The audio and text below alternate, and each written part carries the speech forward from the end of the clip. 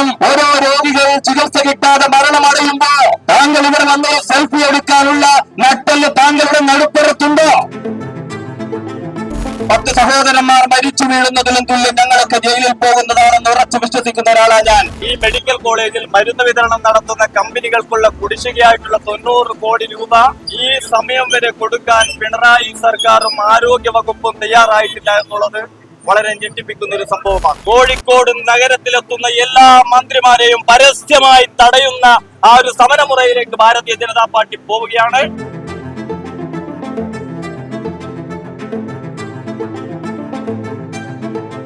നമസ്കാരം. Kozhikode medical college ആശുപത്രിയിൽ മരുന്ന് വിതരണം മുടങ്ങിയിട്ട് ആഴ്ചകൾ പിന്നിടുകയാണ്. എന്നാൽ ഇനിയും ഈ പ്രശ്നത്തിന് ശാശ്വതമായ ഒരു പരിഹാരം കണ്ടെത്തുന്നതിന് വേണ്ടി കേരള സർക്കാരിന് സാധിച്ചിട്ടില്ല എന്നുള്ളതാണ് ഏറ്റവും വിഷമകരമായ വസ്തുത. ഈ ഒരു സാഹചര്യത്തിൽ കടുത്ത പ്രതിഷേധവുമായി മുന്നോട്ട് നീങ്ങുകയാണ് പ്രതിപക്ഷ സംഘടനകൾ. കഴിഞ്ഞ ദിവസം UDF-ന്റെ ഘടകകക്ഷികളും കോൺഗ്രസ് ഉൾപ്പെടെയുള്ള സംഘടനകളും ചേർന്ന് കോഴിക്കോട് നഗരത്തിൽ പ്രതിഷേധിക്കുന്നത് നമ്മൾ കണ്ടതാണ്. ഇന്ന് BJP-യുടെ കോഴിക്കോട് ജില്ലാ അധ്യക്ഷൻ അഡ്വക്കേറ്റ് പ്രകാശ് ബാബുവിന്റെ നേതൃത്വത്തിൽ മെഡിക്കൽ കോളേജ് ആശുപത്രിക്ക് മുമ്പിൽ പ്രതിഷേധ സമരവുമായി രംഗത്ത് വന്നിരിക്കുകയാണ് BJP. ഈ ആശുപത്രിയുടെ മുന്നിൽ വന്ന് കോഴിക്കോട് ജില്ലയുടെ മന്ത്രി ഒന്ന് രോഗികളെ കാണാൻ തയ്യാറാവോ? നിങ്ങൾ കണ്ടല്ലോ, 73,000 കോടി രൂപ നരേന്ദ്രമോദി കൊടുത്ത് നിർമ്മിച്ച 6 വരി പാതയുടെ ആ വഴിയിലൂടെ പോകുന്ന എല്ലാ ഞായറാഴ്ചയും സെൽഫി എടുത്തിടുന്ന മുഹമ്മദ് റിയാസെ, താങ്കളുടെ ചുമതലയുള്ള കോഴിക്കോട് ജില്ലയിൽ അനുദിനം ഓരോ രോഗികൾ ചികിത്സ കിട്ടാതെ മരണമടയുമ്പോ താങ്കൾ ഇവിടെ വന്ന് സെൽഫി എടുക്കാനുള്ള നട്ടല് താങ്കളുടെ നടുപ്പുറത്തുണ്ടോ? ഞങ്ങളുടെ ചോദ്യമാണിത്. ഞാൻ ഒരുപാട് കാര്യങ്ങളൊന്നും പറയാനില്ല. ഈ സമരം ഈ കോളേജിന് മുന്നിൽ അങ്ങനെ ചുരുക്കാണെന്ന് ഞങ്ങൾ തീരുമാനിച്ചിട്ടില്ല. കാരണം ഇത് ജനങ്ങളുടെ പ്രശ്നമാണ്. 10 സഹോദരന്മാർ മരിച്ചു വീഴുന്നതിലും തുല്യം ഞങ്ങളൊക്കെ ജയിലിൽ പോകുന്നതാണെന്ന് ഉറച്ചു വിശ്വസിക്കുന്ന ഒരാളാണ് ഞാൻ. അതിലൊരു തർക്കവുമില്ല. അതുകൊണ്ട് ഈ സമരം ഇന്ന് 21ാമത്തെ ദിവസമായിട്ടാണ് ഞങ്ങൾ ഇങ്ങനെ ഈ കോളേജിന്റെ മുന്നിലേക്ക് വന്നിട്ടുള്ളത്. പക്ഷേ എല്ലാ കാലവും ഇങ്ങനെ മെഡിക്കൽ കോളേജിന്റെ മുന്നിൽ നിന്ന് സത്യാഗ്രഹം നിരാഹാരം എന്നെന്ന് പറഞ്ഞ് തിരിച്ചു പോകുന്ന പാർട്ടിയല്ല കോഴിക്കോടിന്റെ മണ്ണിലെ ഭാരതീയ ജനതാ പാർട്ടി.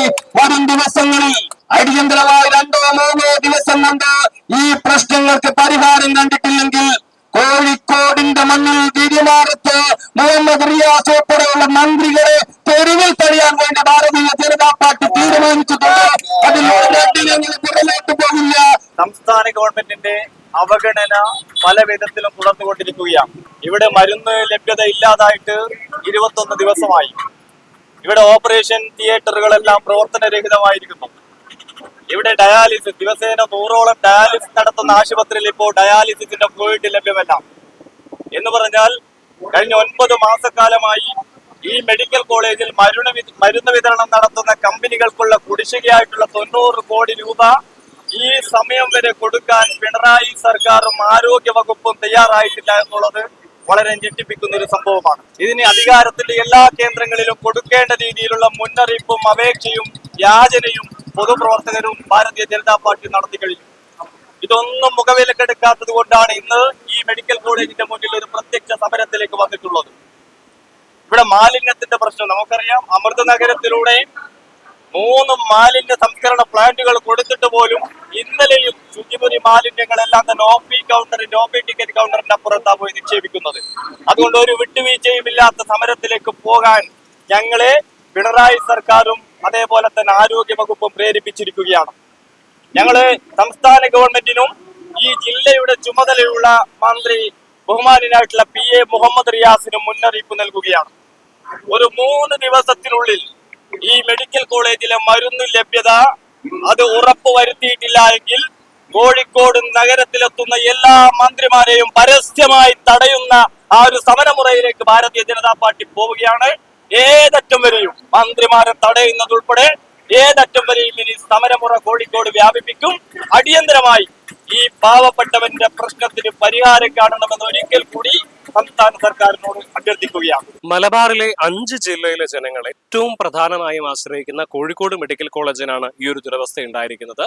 ഉദ്ദേശം 90 കോടിയോളം രൂപയാണ് മരുന്ന് കമ്പനികൾക്ക് സർക്കാർ കുടിശ്ശികയാക്കിയിരിക്കുന്നത്. ഈ ഒരു കുടിശ്ശിക കൊടുത്തു തീർക്കാത്തത് കാരണമാണ് കഴിഞ്ഞ 2 ആഴ്ചക്കാലത്തോളമായി മരുന്ന് കമ്പനികൾ കോഴിക്കോട് മെഡിക്കൽ കോളേജ് ആശുപത്രിയിലേക്കുള്ള മരുന്ന് വിതരണം അവസാനിപ്പിച്ചത് എന്നാണ് നമുക്ക് മനസ്സിലാക്കാൻ വേണ്ടി സാധിക്കുന്നത്. ഇതുമായി ബന്ധപ്പെട്ട നിലവിൽ കോഴിക്കോട് മെഡിക്കൽ കോളേജ് ആശുപത്രിയിൽ രോഗികളുടെ ഭാഗത്തുനിന്ന് പോലും വലിയ രീതിയിലുള്ള പ്രതിഷേധമാണ് ഉണ്ടായിക്കൊണ്ടിരിക്കുന്നത്. അവശ്യ മരുന്നുകൾ പോലും ലഭ്യമല്ലാത്ത സാഹചര്യത്തിൽ രോഗികളും മറ്റുള്ളവരും സമീപത്തുള്ള സ്വകാര്യ ആശുപത്രികളെ ആശ്രയിക്കേണ്ട ഒരു ഗതികേടിലേക്കാണ് പോയിരിക്കുന്നത്. ഈ ഒരു സാഹചര്യത്തിലാണ് BJP ഉൾപ്പെടെയുള്ള പ്രതിപക്ഷ സംഘടനകൾ കനത്ത സമരവുമായി രംഗത്ത് വന്നിരിക്കുന്നത്.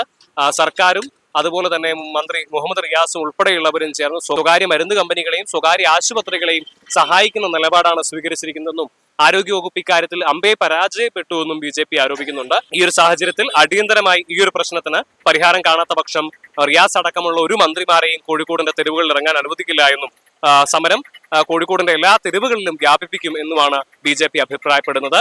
കോഴിക്കോട് നിന്നും അൻവറിനൊപ്പം നിഖിൽ കക്കാടത്ത്, മറുനാടൻ TV.